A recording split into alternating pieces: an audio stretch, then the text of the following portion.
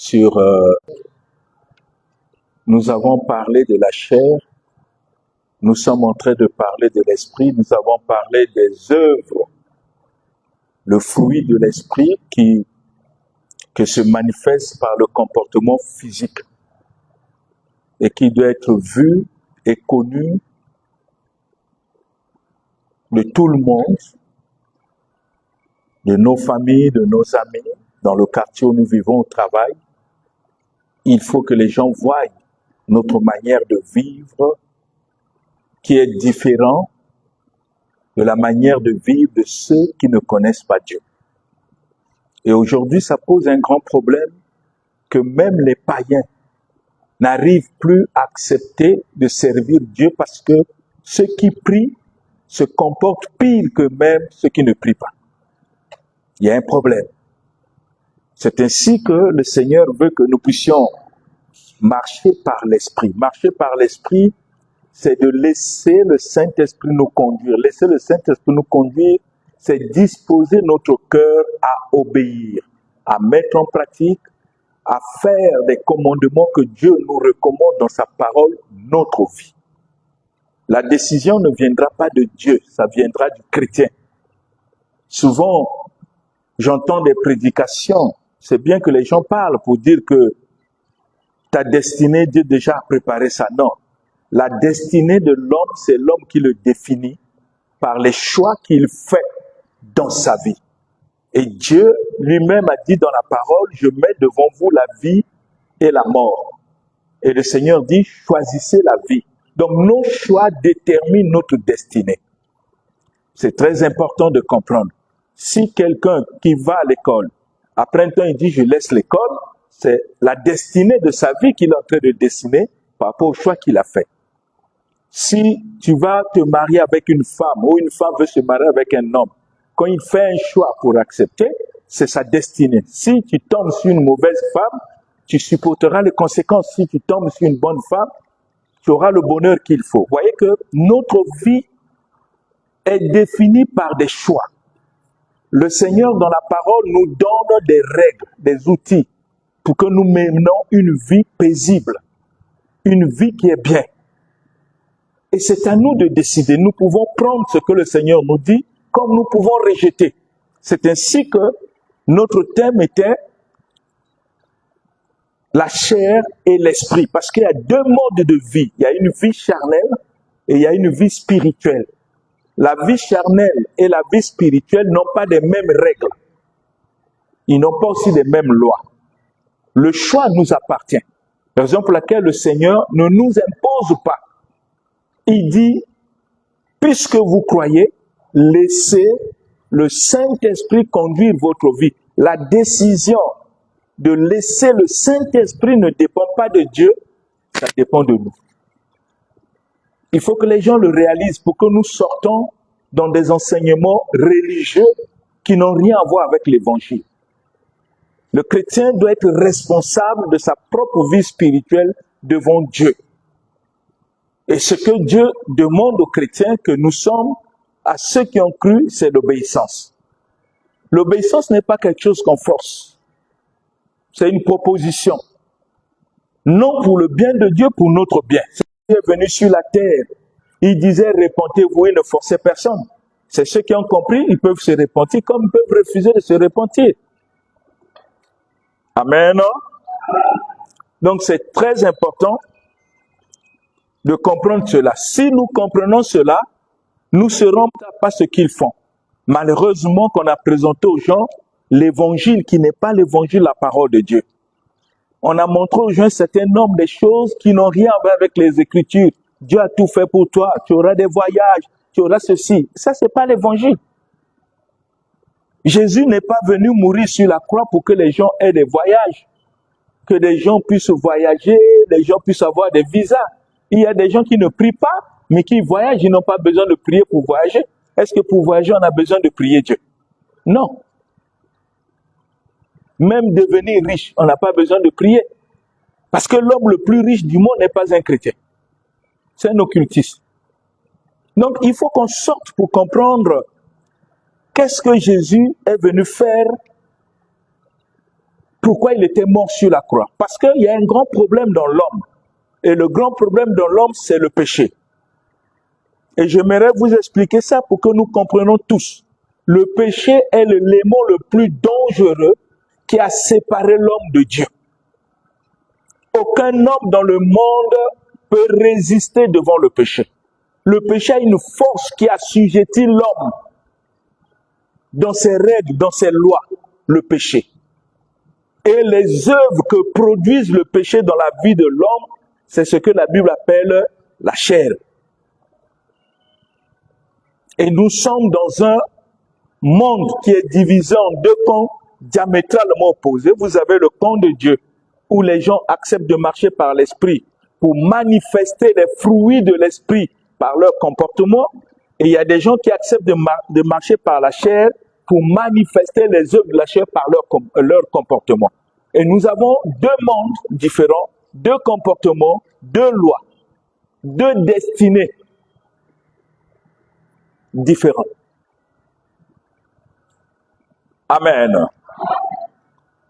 Nous devons comprendre ces choses. Parce que si on ne comprend pas, on aura une vie chrétienne sans sens de responsabilité. C'est ce que nous ne voulons pas.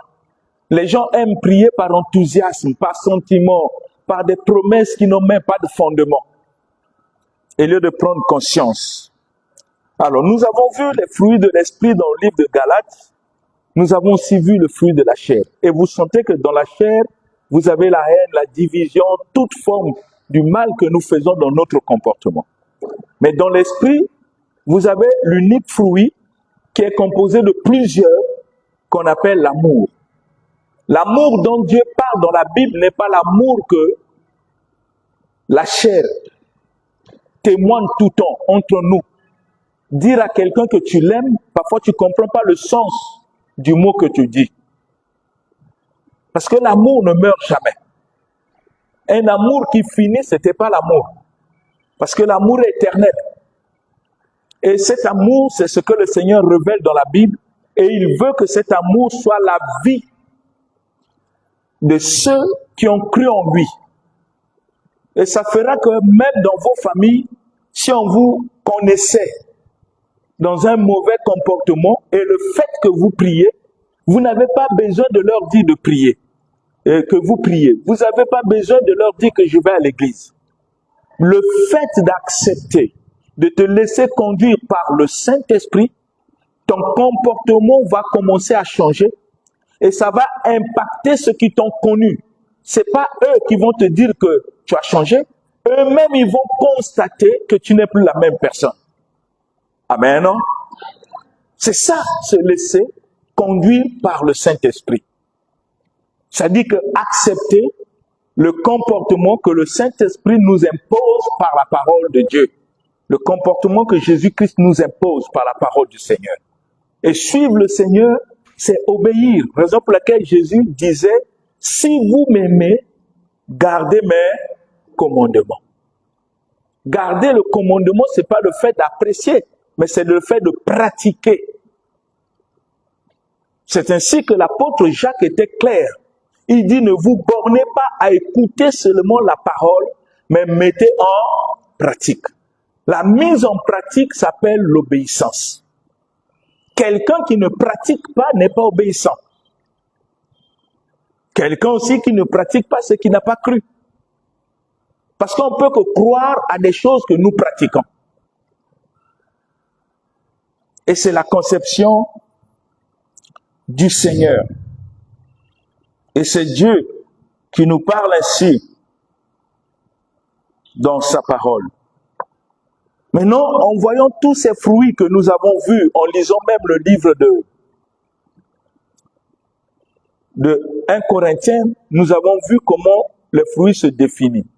Comme ce que Dieu appelle le fruit de l'esprit qui est caractérisé par l'amour. Et nous voyons les caractéristiques de l'amour. Qu'est-ce qui fait qu'on puisse dire que la personne-là a l'amour de Dieu?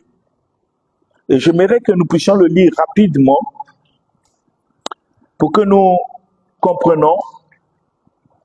Je vais le lire dans Louis Ségan, 1 Corinthiens, chapitre 13. Alors, vous allez voir quelque chose d'extraordinaire, mes bien-aimés. Parce que le souci que nous avons, que nous puissions être des véritables chrétiens, pas de nom. Les véritables chrétiens, qui savent ce qu'ils veulent. Vous voyez que l'amour qui est le fruit de l'esprit, quand vous ne l'avez pas, c'est nul tout. Je vais lire à partir du verset 1 pour que nous comprenions. Dieu dit, quand je parlerai les langues des hommes et des anges, et si je n'ai pas l'amour, d'autres versions disent la charité, je suis qu'un airain qui résonne et une cymbale qui retentit. Donc c'est du bruit. Le verset 2, et quand j'aurai le don de prophétie, la science de tous les mystères et toute la connaissance, quand j'aurai même toute la foi, jusqu'à transporter les montagnes. Si je n'ai pas la charité, dans d'autres versions, on dit si je n'ai pas l'amour, je ne suis rien. Et le verset 3 dit, et quand je distribuerai tous mes biens pour la nourriture des pauvres, quand je livrerai même mon corps pour être brûlé, si je n'ai pas l'amour, d'autres versions, la charité, cela ne me sert de rien. Ça veut dire que l'amour annule tout. Maintenant, regardez la suite. On commence à nous définir quels sont les fruits qui se manifestent dans la vie des gens qui ont l'amour de Dieu. Pas l'amour du monde. La Bible dit, l'amour est patient. Dans d'autres versions, on dit, la charité est patient. Pour que chacun voit, est-ce que je suis patient dans des choses. Elle est pleine de bonté. La bonté, en français, c'est l'art de chercher toujours le bien des autres. L'art toujours de faire du bien. L'amour n'est pas envieux. Ça dit que celui qui a l'amour ne peut pas envier. Nous avons frère, comment on vous appelle? Le frère Hugues est là, il vient à l'église et tout à coup je décide de le mettre responsable. On dit mais pourquoi on le met responsable? Il est venu seulement à peine. C'est pas un prendre à peine, c'est un prendre de disposition du cœur. Et les gens ne peuvent pas envier ses responsabilités. Si nous avons l'amour, nous devons acclamer et le soutenir à être à la hauteur de la mission que Dieu lui a confiée dans son église. Vous comprenez? Donc, raison, on dit que l'amour n'est pas envié, on ne peut pas envier. Si quelqu'un est élevé, je prends la dîna, je l'élève au rang du pasteur, vous devez acclamer parce que l'amour est dans votre cœur, parce que c'est votre frère, vous devez le soutenir. Mais si on commence à raisonner, mais pourquoi lui, mais qu'est-ce qu'il a de plus que moi? Ça, ce n'est pas l'amour. Amen. Ça doit parler. Raison, on dit que l'amour n'est pas envieux. L'amour ne s'invente point. Je ne peux pas m'inventer des bienfaits que j'ai faits. Parce que si je le fais par amour, je n'ai pas besoin d'en parler. Pourquoi je dois en parler? J'achète à la dîna une chemise, tout ça. Après un jour, on a eu des problèmes. Je commence à dire, j'ai vraiment la dîna, j'ai des problèmes avec moi. Si ce n'était pas moi, il devait avoir telle veste. Ça, ce n'est plus l'amour. Parce que pourquoi tu l'as fait? L'amour pose des actes auxquels il ne s'invente pas. Elle ne s'offre pas d'orgueil. L'amour n'a pas l'autosuffisance. Quelqu'un qui a l'autosuffisance en lui-même, il n'a pas l'amour. Il ne fait rien de malhonnête. L'amour ne cherche point son intérêt. L'amour ne s'irrite point. Elle ne soupçonne point le mal. Elle ne se réjouit point de l'injustice, mais elle se réjouit de la vérité. Elle excuse tout, elle croit tout, elle espère tout et elle supporte tout. L'amour ne périt jamais. Les prophéties prendront fin. Les langues cesseront. La connaissance disparaîtra. Amen. Nous pouvons nous asseoir. Vous voyez que Dieu a tout montré. Il a tout expliqué. Parce que les gens pensent que l'église c'est l'enthousiasme ou la masse des gens. Non. L'église c'est la disposition du cœur de chacun dans l'obéissance à la parole de Dieu. Pour que nous puissions avoir ce que la Bible appelle une vie nouvelle que nous n'avons jamais connue dans le monde. Que Dieu nous communique par sa parole pourvu que nous puissions accepter de la pratiquer. Et c'est ce qui manque à beaucoup de chrétiens. Jésus-Christ était sur la terre. Il était Dieu, créateur, manifesté en chair sur la terre. Mais il n'a pas pu convaincre tout le monde. Et pourtant, il pourrait avoir toute la puissance. d'amener le monde entier à se convertir. Mais il n'a pas pu convaincre tout le monde parce que Dieu n'est pas un dictateur. Il laisse chacun faire son choix, d'obéir ou de ne pas obéir. Voyez? Et quand Jésus part, il laisse une église seulement avec 120 personnes. Mais aujourd'hui, on a des églises où il y a 1000, 2000. Mais est-ce que le nombre de personnes font l'église? Non. Ce qui fait l'église, c'est la qualité des frères et sœurs qui ont accepté d'obéir et de faire exactement ce que le Seigneur attend d'eux. Ils peuvent être 3, 4. Pour le Seigneur, c'est déjà une église, selon le modèle de sa parole. Donc le fruit de l'esprit, il n'est pas caché. Ça doit être manifeste. Il faut que ceux qui nous ont connus témoignent du changement que le Saint-Esprit opère dans notre vie par l'obéissance à sa parole. Et on peut poser la question à des chrétiens que nous sommes, que pense ta famille de ta vie de prière? Que pensent tes amis? Que pensent les gens du quartier? Est-ce qu'ils sont convaincus que tu pries?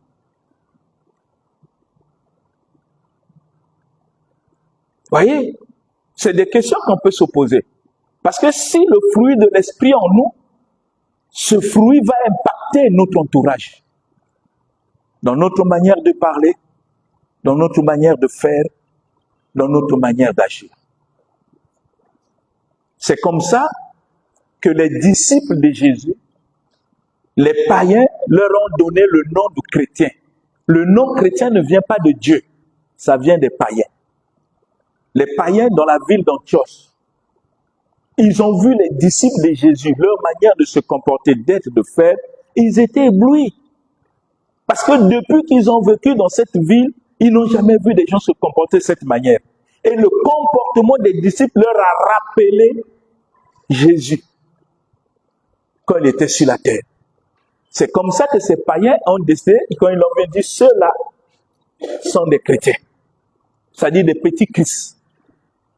Par leur comportement, par leur manière. Mais aujourd'hui, il est très difficile de parler de la chrétienté, même devant les païens, dire quels chrétiens. Les chrétiens là, oh, laisse pour vous. Pourquoi? Mais parce que nous-mêmes, nous n'avons pas voulu vivre comme Dieu le veut. Et nous continuons à vivre selon notre chair, et par notre chair, nous manifestons des comportements qui laissent à désirer. Au point même, l'entourage qui est avec nous ne croit même pas que nous prions. Par notre comportement. Si déjà ceux qui nous voient, ils ne croient pas, à plus forte raison Dieu. Comme je disais quelque part, nous croyons en Dieu, c'est une bonne chose, mais est-ce que Dieu croit en nous? Amen, non? Et dans ces fruits de l'esprit, vous voyez, je vais d'abord prendre seulement le verset 7, on dit que l'amour excuse tout. Dans d'autres versions, on dit l'amour pardonne tout. Nous avons déjà les chrétiens qui ont de la peine à pardonner. C'est déjà un problème. L'amour pardonne tout, dit le Seigneur. L'amour croit tout. Il croit toute la parole de Dieu. Il croit tout ce que Dieu dit. Si Dieu vient me dire quelque chose, je crois. Si tu mens, il n'y a que ton problème avec Dieu. Pour moi, je n'ai pas besoin de penser parce que la Bible dit l'amour ne soupçonne point. Amen. Je n'ai pas besoin de soupçonner si ce que tu me dis est vrai. Ce n'est pas mon problème. Moi, je m'arrête à ce que tu m'as dit. Mais non, si tu mens, c'est ton problème avec le Seigneur. Voyez? Vous voyez que la vie chrétienne, c'est un problème de conscience de chacun. C'est un problème de conscience. Tu n'as pas besoin qu'on te contrôle. Ta conscience seule te contrôle par le Saint-Esprit. Et toi-même, tu sais ce qui est vrai, ce qui est faux. Tu n'as pas besoin que les gens te jugent. Tu n'as pas besoin que les gens te contrôlent. L'amour croit toute la vérité de la parole. L'amour n'a pas de moindre doute de ce que le Seigneur a dit. N'a pas de moindre doute. L'amour ne peut pas douter Dieu. Quelles que soient les situations qu'elles nous traversons. Si on se réfère à la parole de Dieu, notre attitude restera conséquente, stable, non dans ce que nous pensons, mais dans ce que Dieu a dit dans sa parole. Et c'est ça ce qui fait la force des véritables chrétiens. L'amour espère tout. Ça dit que nous ne pouvons pas douter des promesses du Seigneur. Voyez, Jésus disait, si vous demeurez en moi et que mes paroles demeurent en vous, vous êtes vraiment mes disciples. Les paroles de Dieu ne peuvent que demeurer en nous par l'obéissance, par la pratique. Quand nous ne pratiquons pas, les paroles ne demeurent pas, même si on a la connaissance. Parce que la connaissance ne te sauve pas si elle n'est pas pratiquée. Si j'ai faim et que le frère m'a appris comment faire le foufou, j'ai la connaissance, n'est-ce pas? Mais tant que je ne vais pas la pratiquer, ma famille restera toujours.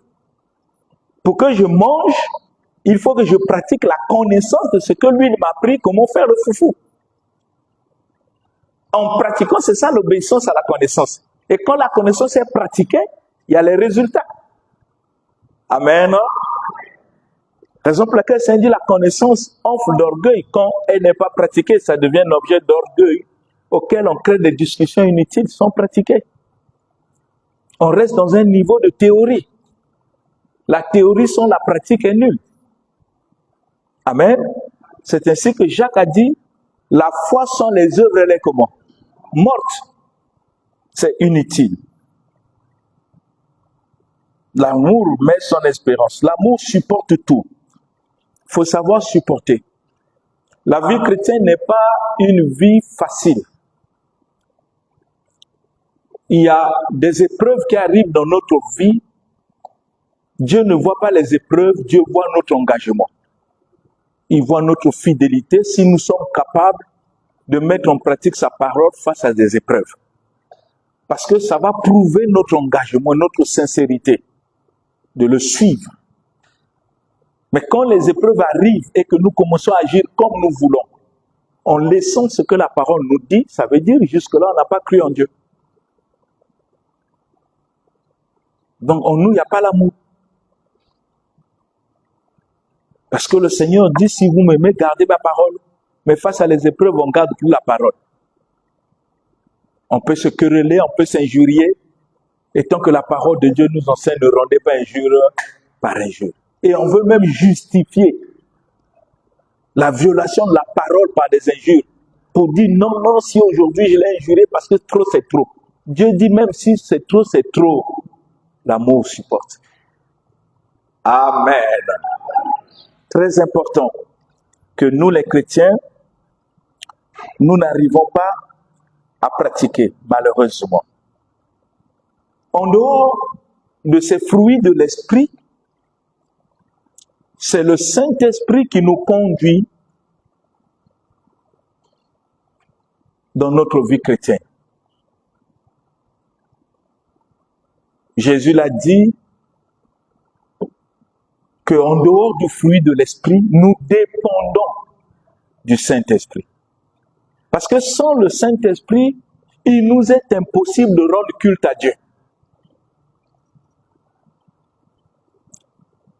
Impossible. Sans le Saint-Esprit.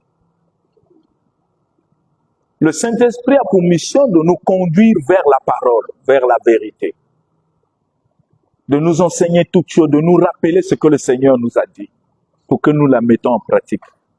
Et si on est conduit par le Saint-Esprit, cela veut dire que nous sommes dans l'obéissance absolue dans ce que Dieu a dit dans sa parole. Nous faisons tout selon le modèle de la parole. Nous prions sur la base de la parole. Ça dit que les passions, l'intention, les motivations qui sont dans notre cœur sont des motivations qui sont basées que sur la parole. On fait tout d'après la parole. Et c'est le rôle de ce que le Saint-Esprit fait dans nos vies. Nous allons lire le livre de Actes des Apôtres. Vous allez voir pourquoi le Seigneur Jésus a dit à ses apôtres une chose très importante. Dans Actes des Apôtres. Nous lisons Actes des Apôtres chapitre 1.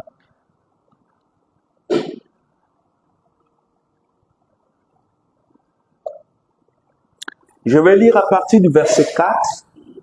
La Bible dit, comme il se trouvait avec eux. Ça veut dire que Jésus se trouvait avec ses disciples. Écoutez bien. Comme il se trouvait avec eux, il leur recommanda de ne pas s'éloigner de Jérusalem, mais d'attendre ce que le Père avait promis, ce que je vous ai annoncé, leur dit-il. Car Jean a baptisé d'eau, mais vous, dans peu de jours, vous serez baptisés du Saint-Esprit. Amen.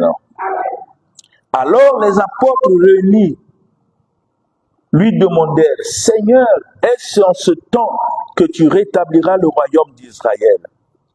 Il leur répondit, ce n'est pas à vous de connaître les temps ou les moments que le Père a fixés de sa propre autorité. 8. Mais vous recevez une puissance, le Saint-Esprit survenant sur vous, et vous serez mes témoins à Jérusalem, dans toute la Judée, dans la Samarie et jusqu'aux extrémités de la terre. Amen. Donc, malgré les enseignements que les apôtres ont reçus de la part de Jésus, il ne leur était pas permis d'aller enseigner sans le Saint-Esprit. C'est ainsi que Jésus leur a dit, attendez. N'allez pas attendre. C'est quand le Saint-Esprit va se manifester en vous, alors vous pouvez aller. Parce que vous aurez la puissance de prêcher l'évangile, la puissance de prier pour les malades et les malades seront guéris. Tout cela se fait que par le Saint-Esprit. Et vous comprenez pourquoi le Seigneur demande à tous les chrétiens de laisser le Saint-Esprit conduire notre vie.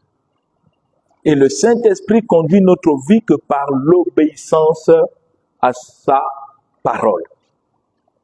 Le Saint-Esprit. Ça conduit notre vie. Et ça nous donne la capacité d'annoncer l'évangile, de prier, de faire. Raison pour laquelle, quand l'église primitive a commencé, on n'a pas laissé les gens faire ce qu'ils veulent. La Bible dit, ces gens-là persévéraient dans les enseignements pour comprendre la volonté de Dieu, comprendre comment il faut prier, comprendre comment il faut adorer, tel que Dieu l'a dit dans sa parole. Parce que nos pensées ne sont pas les pensées de Dieu. Et nos voix ne sont pas les voix de Dieu. Les voix de Dieu nous sont révélées par sa parole. Et nous avons le droit et l'obligation d'avoir la connaissance des voix et des pensées de Dieu afin de servir Dieu non comme nous voulons, mais comme lui-même il le dit dans sa parole. Et le servir selon sa parole montre à suffisance notre disponibilité à obéir à sa parole, à faire tout d'après le modèle que lui-même s'est donné la parole. Parce que c'est le Saint-Esprit, en dehors des fruits qui manifestent nos comportements, nous avons de faire toutes choses selon le Saint-Esprit. Et faire toutes choses selon le Saint-Esprit, c'est faire toutes choses selon la parole. Et le Saint-Esprit nous inspirera toujours à faire des choses selon la parole. Il a eu un problème comme ça dans le livre de Galates, que nous allons lire, vous allez comprendre. Dans le livre de Galates, nous allons comprendre quelque chose de très important.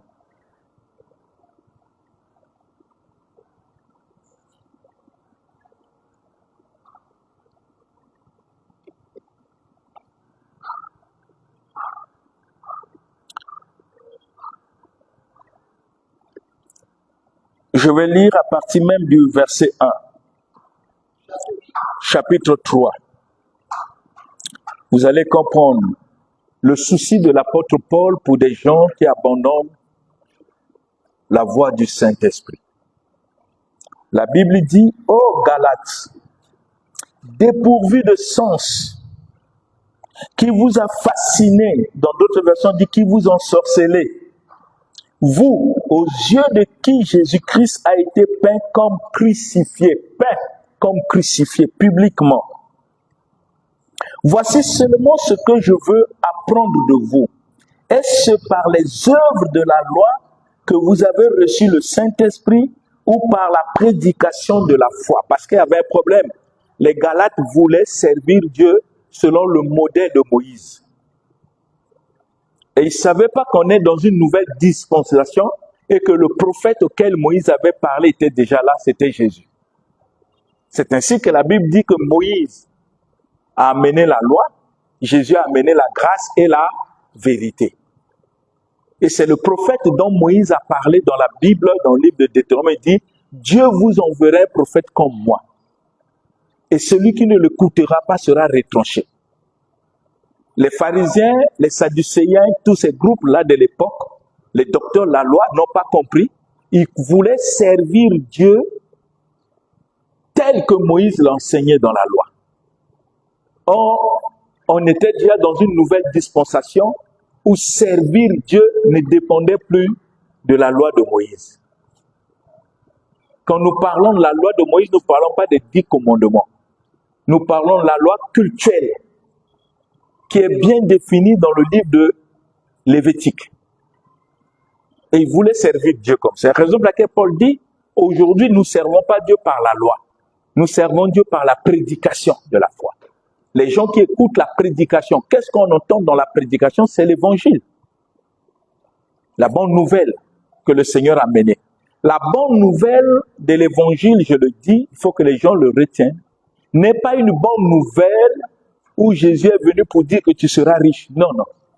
La bonne nouvelle veut dire que là où le péché nous dominait, par la mort de Jésus sur la croix, Dieu nous a donné la grâce de dominer le péché.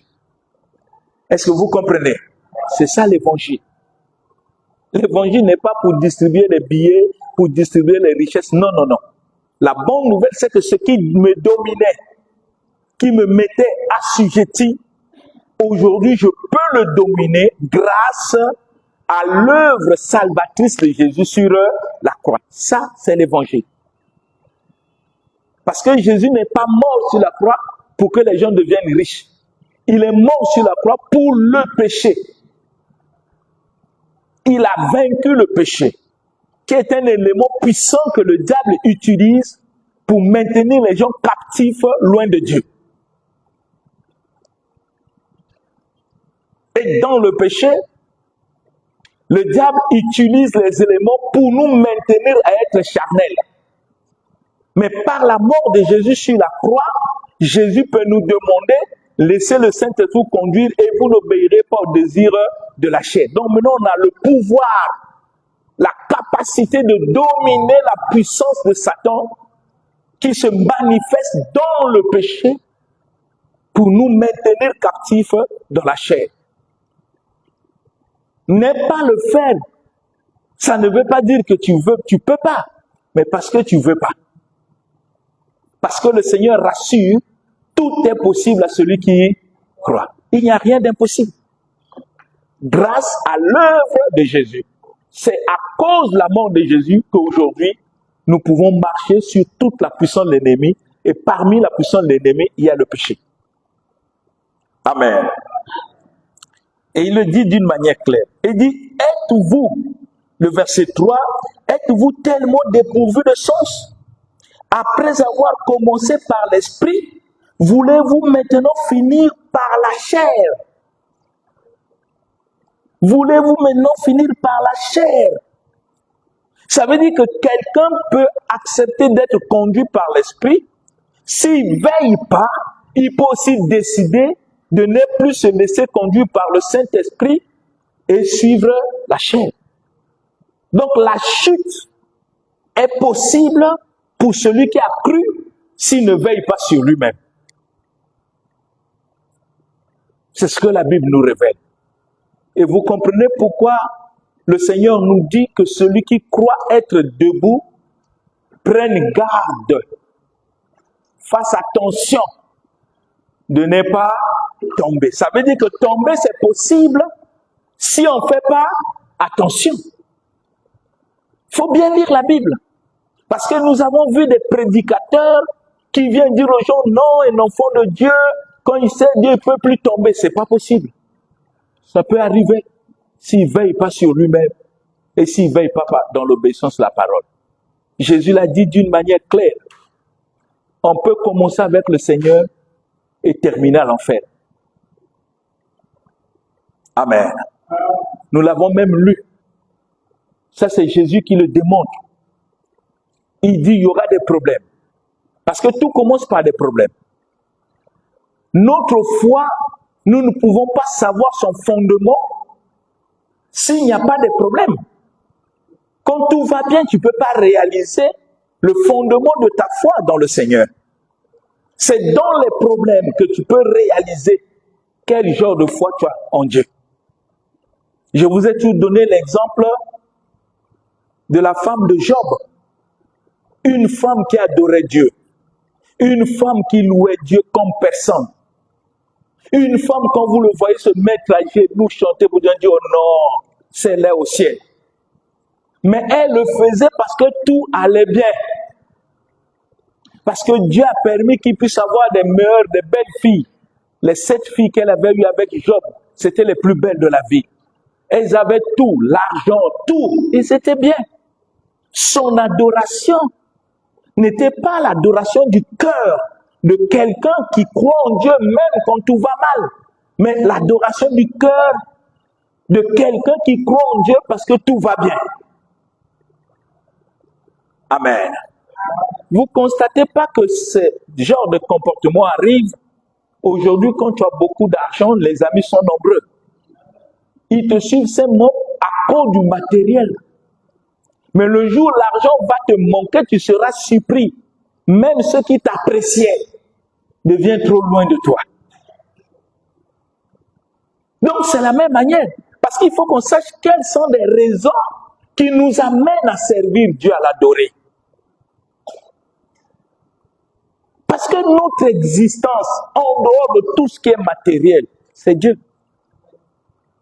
Il faut qu'on ait des raisons valables. Pour que même quand les problèmes arrivent, ça ne peut pas faire vaciller notre foi. Parce que ce n'est pas pour le matériel que nous suivons le Seigneur. Nous le suivons parce qu'il est notre Dieu et c'est grâce à lui que je dois l'existence.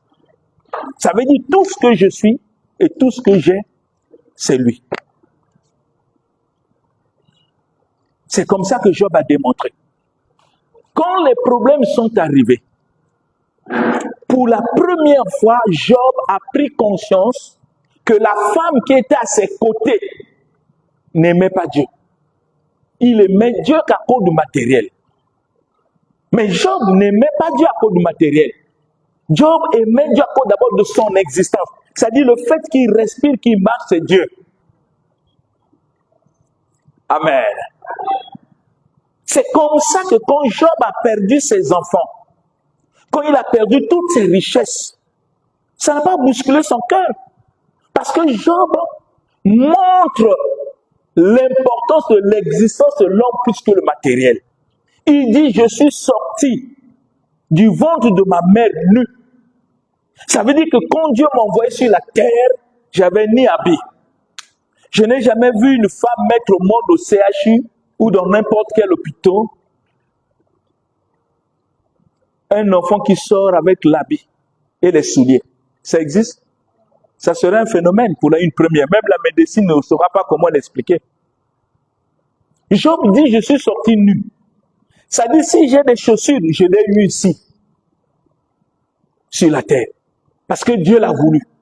C'est comme ça que Job a dit, je suis sorti nu du sein de ma maman, je repartirai aussi nu. Je n'ai jamais vu dans le monde un homme riche qu'on l'enterre avec ses villas. Ça existe? Tout ce que nous avons eu ici, ça va rester ici. On partira dans le tombeau nu.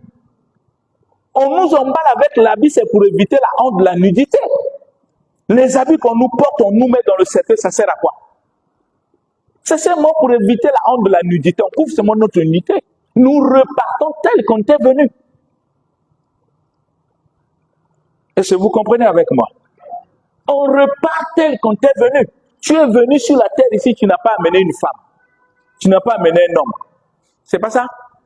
Raison pour laquelle quand l'homme meurt, est-ce qu'il meurt avec sa femme? Non. Ce que tu as trouvé ici va rester. Tu vas seul.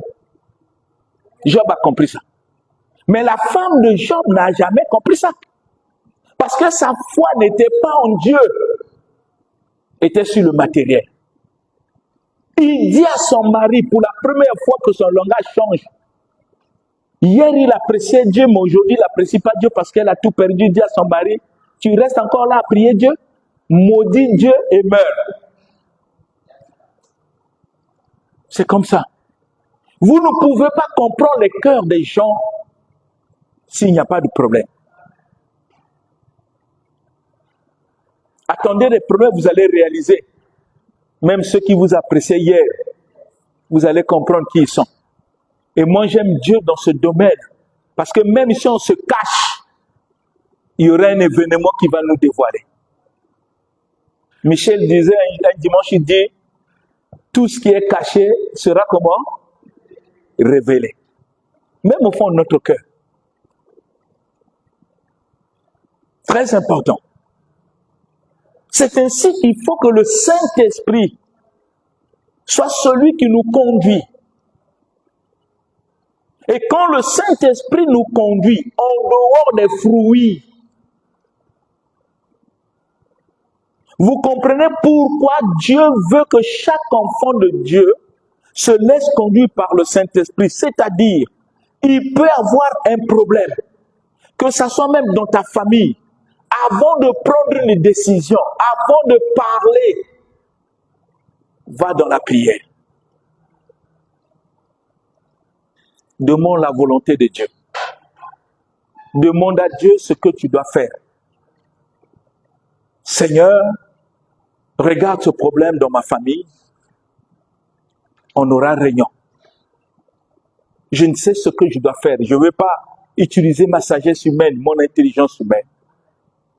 Parce que tu m'as demandé dans ta parole de ne jamais s'inquiéter, mais de faire connaître à toi les besoins.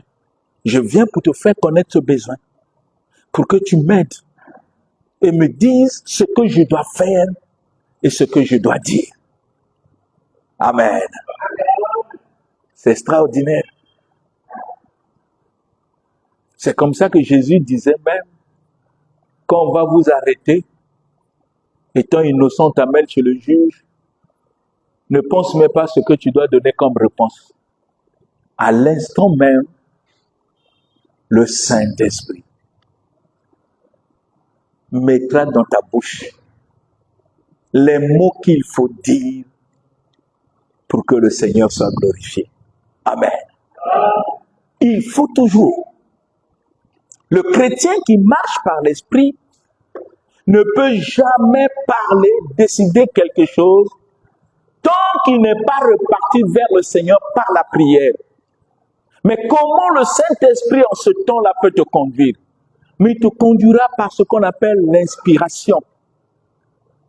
L'inspiration, c'est quelque chose que Dieu met au fond de ton cœur. Il te met les pensées, des idées, face à un problème, pour que tu puisses les résoudre. Des idées qui n'étaient pas en toi, que tu ne pensais pas. Mais face à des problèmes, il t'inspire. Pour que tu saches ce que tu dois dire. Ça, c'est se laisser conduire par l'Esprit. Vous ne pouvez pas, nous ne pouvons pas être conduits par l'Esprit si nous ne faisons pas confiance en Dieu. Mais la confiance en Dieu est appelée quoi? La foi. La foi, c'est la confiance absolue qu'on a en Dieu, sans douter. Mais comment se comportent les chrétiens que nous sommes? aujourd'hui. On veut décider par nous-mêmes. On veut résoudre par nous-mêmes. Sans prendre du temps dans la prière pour faire connaître à Dieu le besoin. Quelle que soit la gravité du problème, le Dieu que nous prions est plus grand que les problèmes que nous traversons.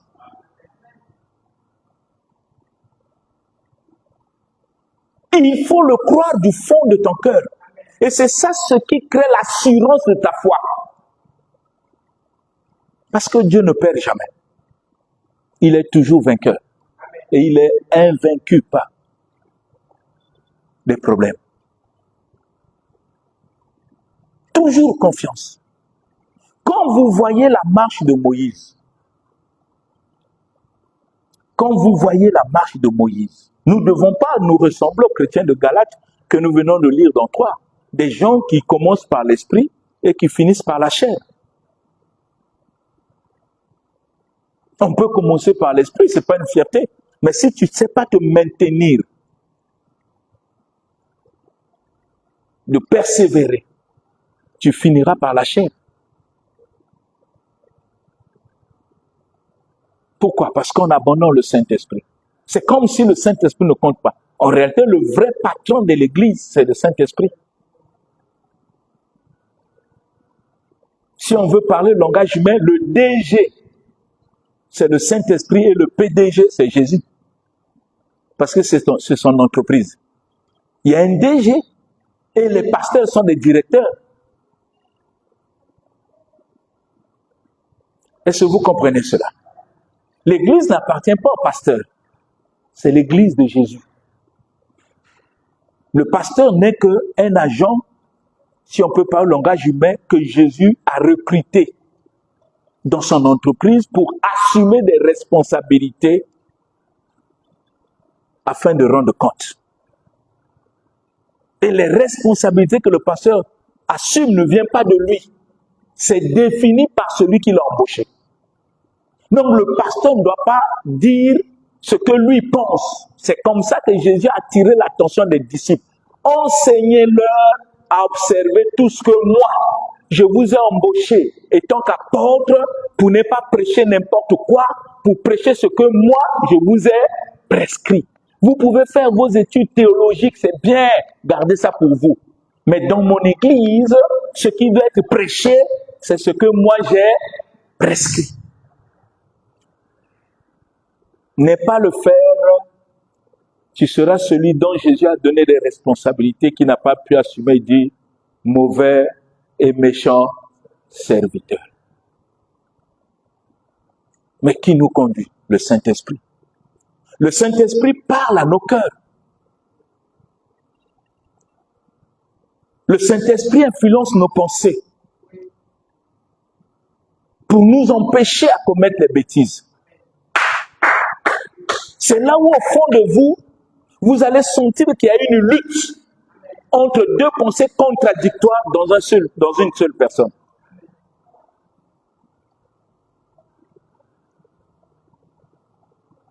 Mais quand on est attaché à l'obéissance à la parole, on ne peut pas se tromper de l'inspiration, la pensée de Dieu au fond de notre cœur. C'est ce que les chrétiens ne font pas. Et ça fait que nous décidons par nous-mêmes et nous avons des sérieux problèmes. Nous faisons des choix par nous-mêmes, nous avons des sérieux problèmes. Tous les problèmes qui arrivent dans notre vie sont des problèmes d'ordre charnel. Pourquoi? Parce qu'on ne se laisse pas être conduit par le Saint-Esprit. On ne se laisse pas, bien-aimés. Nous devons nous laisser être conduits par le Saint-Esprit. Nous allons lire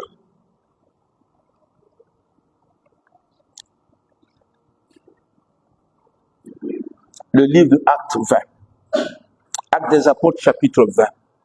Vous allez voir, parce que nous avons parlé des fruits, mais non, là nous parlons de la manière dont le Saint-Esprit nous conduit, nous parle, nous oriente, même dans notre vie privée, parce que nous prions. à l'Église. Regardez le verset 28. La Bible dit, « Prenez donc garde à vous-même et à tout le troupeau sur lequel le Saint-Esprit vous a établi évêque pour paître l'Église du Seigneur qu'il s'est acquis par son propre sang. » Amen. On ne peut pas être à la tête d'une église si tu n'es pas mandaté et établi par le Saint-Esprit. C'est pas possible. C'est pas possible. C'est ainsi que Paul rappelle tout le troupeau sur lequel le Saint-Esprit vous a établi. Quelqu'un qui n'est pas établi par le Saint-Esprit aura du mal à comprendre la parole de Dieu. Parce qu'elle n'est pas prêchée par l'intelligence humaine. La révélation de ce qui est écrit dans la Bible nous est donnée que par le Saint-Esprit. Quelqu'un peut lire la Bible sur le plan intellectuel, sur le plan théologique, mais il ne vous enseignera jamais la parole de Dieu. Parce que si la parole de Dieu était quelque chose d'apprendre d'une manière intellectuelle, le Saint-Esprit ne devait pas venir. Même un professeur d'université qui a son doctorat professeur, vous lui donnez la Bible, il ne pourra rien comprendre là-dedans. Il va vous parler des histoires, mais il ne comprendra pas le message. Parce que nous pouvons avoir la Bible sur nos yeux, en train de regarder l'histoire, mais on ne voit pas réellement ce qui est écrit et pourquoi cela a été écrit. Il n'y a que le Saint-Esprit qui peut ouvrir ce que tu regardes afin que tu lises la vraie lettre que Jésus a donnée à l'humanité. Mais pour le faire, il faut que le Saint-Esprit soit celui qui t'a mandaté, qui t'a établi. Pourquoi aujourd'hui dans le monde chrétien, il y a des confusions, des contradictions de doctrine? Mais parce que tous ne sont pas appelés par Dieu. Parce que si tous étaient appelés par Dieu, les gens devaient parler l'unique langage. Ce que j'enseigne ici, vous pouvez aller aux États-Unis, notre pasteur que je ne connais pas enseigne, il n'y aura jamais contradiction. Paul a enseigné, Pierre a enseigné, Jean a enseigné, chacun dans son coin. Quand vous lisez leurs écrits, il n'y a pas contradiction. Ce que tu n'as pas bien compris sur Paul, Pierre l'explique dans les profondeurs pour que tu réalises ce que Paul voulait dire. Parce qu'ils sont animés par le même esprit. Et tous, ils étaient établis par le Seigneur. Et ils étaient conscients de leur établissement. Ça, c'est l'œuvre du Saint-Esprit. En dehors des fruits de l'Esprit, l'Esprit nous conduit pour réaliser des choses du Seigneur qui n'ont rien à voir avec les fruits. Est-ce que vous comprenez? Regardez Thessaloniciens. Parce que souvent, on s'amuse avec la parole, on ne se rend pas compte de ce qu'on fait.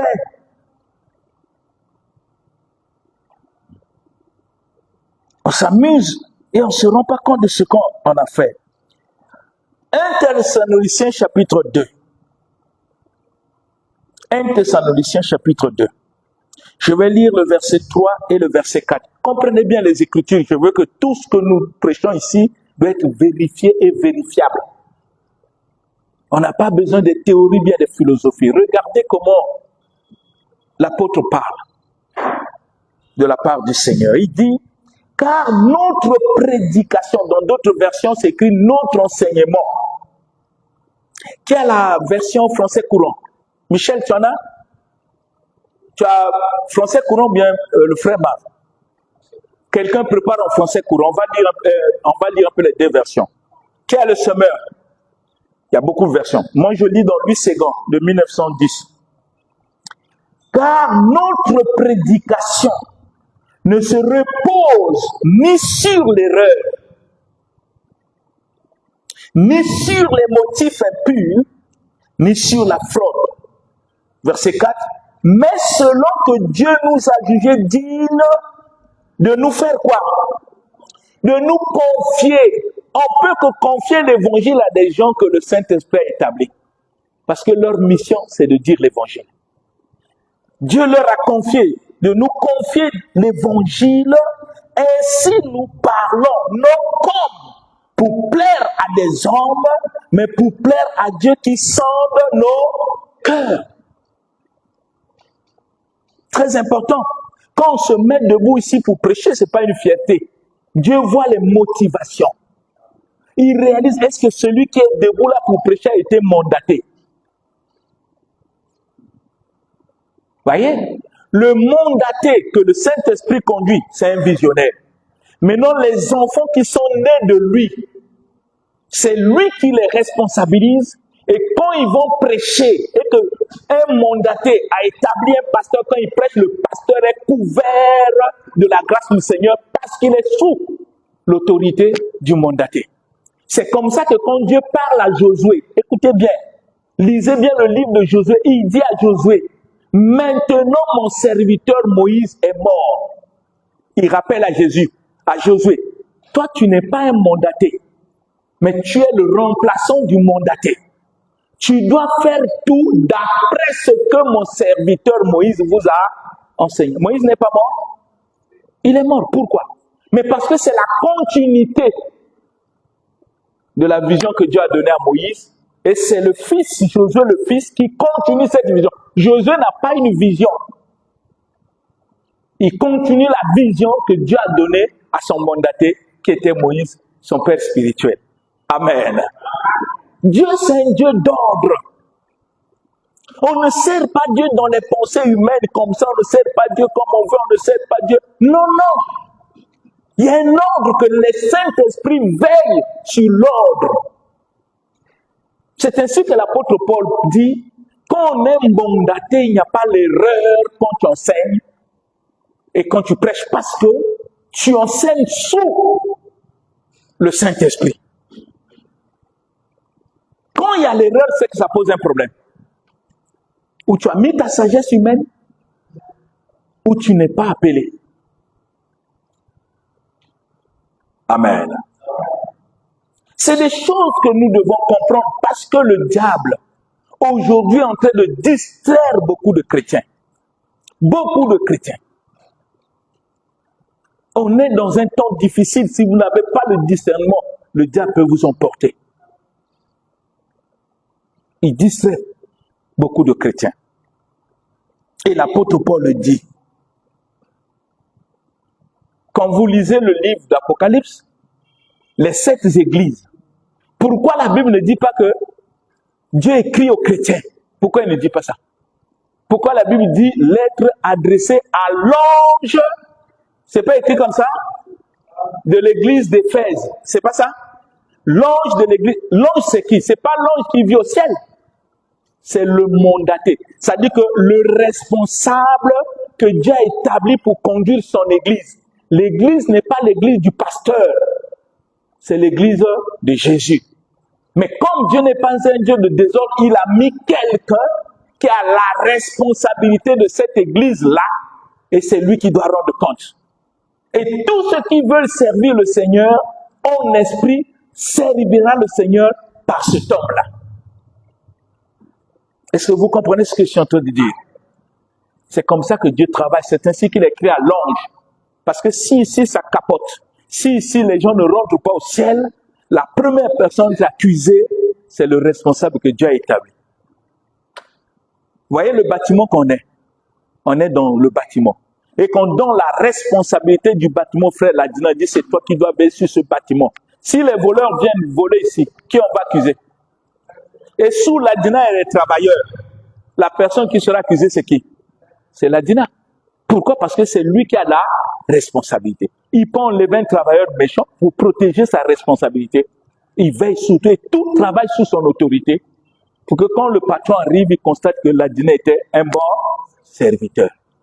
C'est comme ça que Dieu travaille aussi avec nous. Nous allons lire quelques passages très importants dans le livre de Pierre.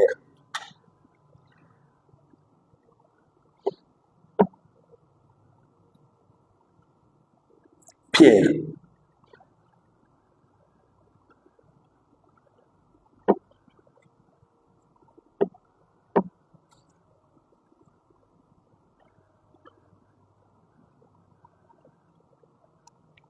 De Pierre chapitre 1. Là, nous parlons maintenant de l'œuvre de l'esprit, pas le fruit. Comment l'esprit travaille.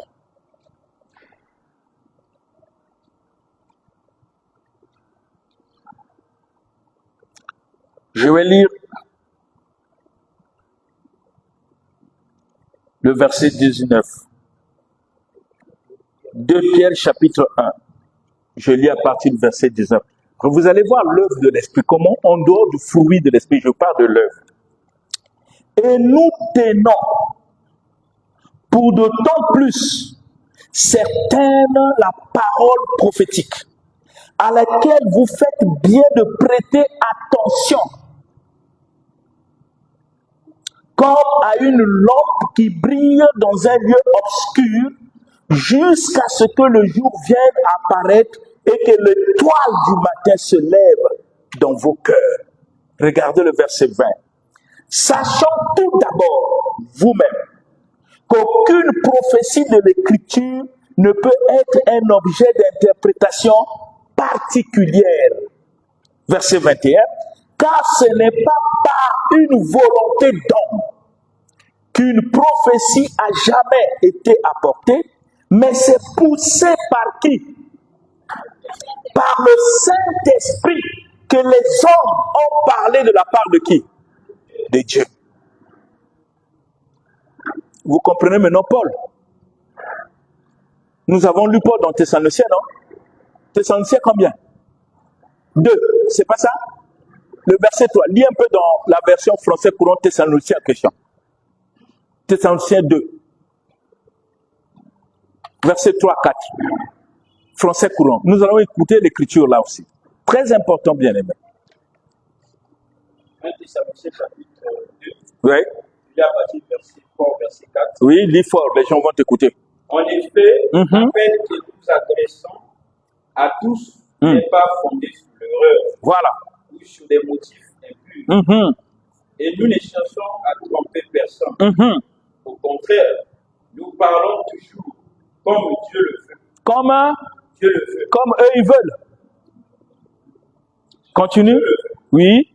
Car il nous a jugés dignes de confier, de confiance et de nous il nous a jugés dignes de confiance et nous a confié sa bonne nouvelle. Voilà. Nous ne cherchons pas à plaire aux hommes, mais à Dieu qui a évalué nos intentions profondes. Voilà. Amen. Il faut que tu sois digne de confiance pour parler la part de Dieu. Ce n'est pas le verset que tu connais qui fait de toi un prédicateur. Raison pour laquelle vous pouvez être un peu bouleversé. Que l'apôtre Paul puisse dire à son fils Timothée, tu n'as pas un autre message. Ce que moi j'étais enseigné. Amen. Ce que moi j'étais enseigné. Enseigne ça à des gens capables d'enseigner aussi à qui? À d'autres. Pourquoi il ne dit pas que moi je ne peux pas t'enseigner, le Saint-Esprit lui-même va t'enseigner? Mais parce que ce que lui l'enseigne en tant que mandaté vient de qui? Du Saint-Esprit. Ses enfants doivent reproduire le message. Parce que c'est poussé par le Saint-Esprit que les hommes ont parlé. Tout prédicateur, tout enseignant, qu'il soit apôtre, évêque, pasteur, docteur, tout dont Dieu a établi, ils ne prêchent pas par leur intelligence ou par leur connaissance. Ils doivent écouter ce que l'Esprit dit, ce que Dieu veut pour son Église. Afin quand ils se mettent debout, ils enseignent, pas ce qu'eux ils ont pensé, pas ce qu'ils ont écouté à la télé, pas ce qu'ils ont lu dans un livre, mais ce qu'ils ont reçu de Dieu. C'est ainsi qu'une prédication se prépare dans la prière, se prépare en communion avec le Seigneur, pour savoir quelle est la pensée de Dieu, qu'est-ce que Dieu veut qu'on puisse enseigner dans son Église. Même si tu as beaucoup de connaissances, Oublie tes connaissances quand tu prépares un sermon pour le Seigneur. Amen. Afin de donner au peuple la nourriture convenable au temps convenable. Parce que chaque message que Dieu donne va pour résoudre toujours des problèmes dans la vie des gens. C'est poussé par le Saint-Esprit que les hommes ont parlé de la part de Dieu. Et j'aimerais que nous puissions lire encore un passage, vous allez comprendre les œuvres de l'Esprit. Ça dit qu'en dehors du fruit de l'Esprit, qui est le comportement qu'un chrétien doit manifester dans sa vie, mais il y a les œuvres, ce que le Saint-Esprit peut faire dans la vie d'un chrétien qui a les fruits de l'Esprit pour accomplir la volonté de Dieu. Vous voyez la différence, non? Hein? Vous avez les fruits de l'Esprit qui est la conduite des chrétiens, n'est-ce pas? Mais en dehors de ça, c'est maintenant l'œuvre du Saint. Ça dit que la capacité que le Saint-Esprit donne à chaque chrétien d'accomplir ce que Dieu attend de lui, dans le travail, dans l'évangélisation, dans tout. Tout doit venir du Saint-Esprit. Tout doit venir du Saint-Esprit. Regarde le livre de Actes des Apôtres, chapitre 2. Actes chapitre 2. Je vais lire à partir du verset 1 jusqu'au verset 4. Vous devez comprendre que non seulement les gens avaient du fruit de l'Esprit par leur comportement, ils aimaient, oui, mais ils ont besoin de servir Dieu, mais ils ne le servent pas comme ça, c'est par le Saint-Esprit qu'ils doivent servir le Seigneur. Tout ce qu'ils font, c'est poussé par l'Esprit. La Bible dit, le jour de la Pentecôte, ils étaient tous ensemble dans le même lieu. Tout à coup, il vint du ciel un bruit comme celui d'un vent impétueux. Et il remplit toute la maison où ils étaient assis. Des langues semblables à des langues de feu leur apparurent, séparèrent les uns des autres et se posèrent sur chacun d'eux. Le feu là c'est quoi? C'est la manifestation visible du Saint-Esprit comme le feu. Était dans leur tête comme la langue du bougie. Vous voyez le bougie, non? Quand vous allumez la bougie, ça forme comme une langue. Donc c'était sur leur tête. Et les gens voyaient ça visiblement. Le même feu que Moïse a rencontré sur le buisson ardent, qui ne brûlait pas les herbes, c'est le même feu qui s'est manifesté sur leur tête sans brûler leurs cheveux. Ça manifeste la présence de Dieu. Amen. Hein? Le temps où le Saint-Esprit descend. Regardez maintenant bien. Séparèrent les uns des autres, les unes des autres. Et se posèrent sur chacun de quatre. Et ils furent tous remplis de quoi? Et se mirent à parler en d'autres langues selon qui? Le pasteur? Selon qui? Aidez-moi. Selon que l'Esprit leur poussait de parler. Vous voyez même que le parler en langue n'est pas quelque chose que le pasteur doit commander aux gens de faire. Sinon, ils vont faire des choses charnelles. Le pasteur veut dire, bon, maintenant, bien-aimé, nous allons expérimenter le Saint-Esprit, nous allons tous parler en langue. Ça ne se commande pas. Ça, c'est la souveraineté de Dieu. Si Dieu veut que le frère parle en langue, il n'a pas besoin de notre permission. Est-ce que vous savez ça?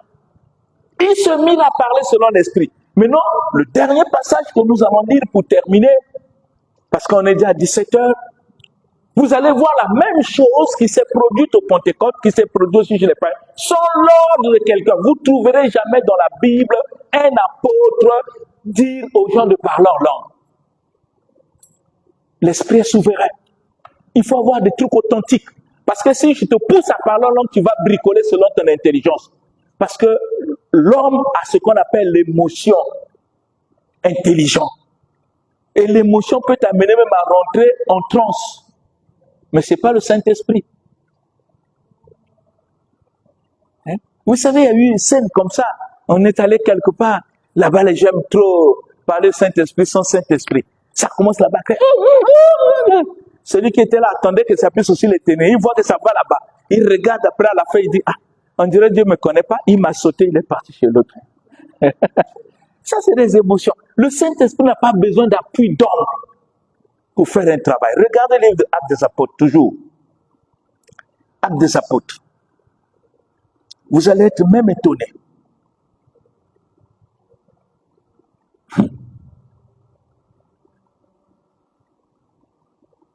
Dieu, quand il veut faire des choses, il ne le fait pas selon les hommes.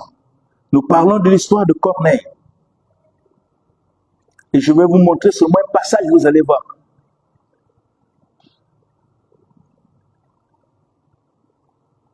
Actes des Apôtres, chapitre 10.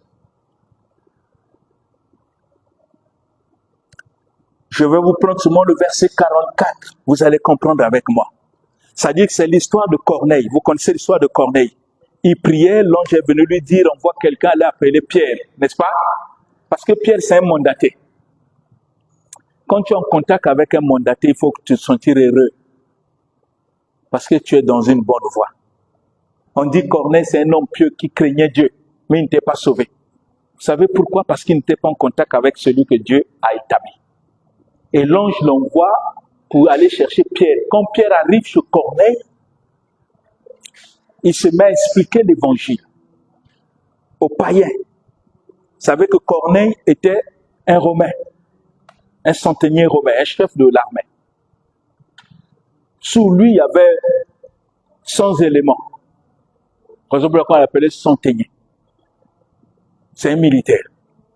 Mais quand Pierre était en train d'expliquer l'évangile, regardez le verset 44 avec moi. Comme Pierre prononçait encore ces mots, lisez la suite, on va. Le Saint-Esprit descendu sur tous ceux qui écoutaient quoi?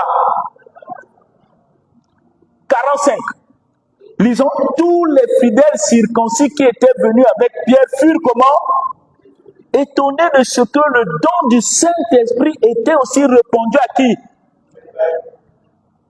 Est-ce qu'ils ont entendu l'ordre de Pierre? Le Saint-Esprit. Les chrétiens qui étaient venus étaient étonnés. Parce que Dieu ne fait pas des choses par rapport à l'intelligence humaine. Pierre parlait, les gens avaient le cœur attentif à écouter tellement le cœur était. Le Seigneur lui-même fait que les gens qui étaient des païens, qui n'étaient pas encore baptisés, étaient remplis du Saint-Esprit. C'est extraordinaire. Et quand vous lisez la suite, vous allez voir que Pierre dira, peut-on refuser l'eau du baptême à ceux qui ont reçu le Saint-Esprit aussi bien que nous? Nous allons le lire pour que vous compreniez. Et voilà, 47. 47.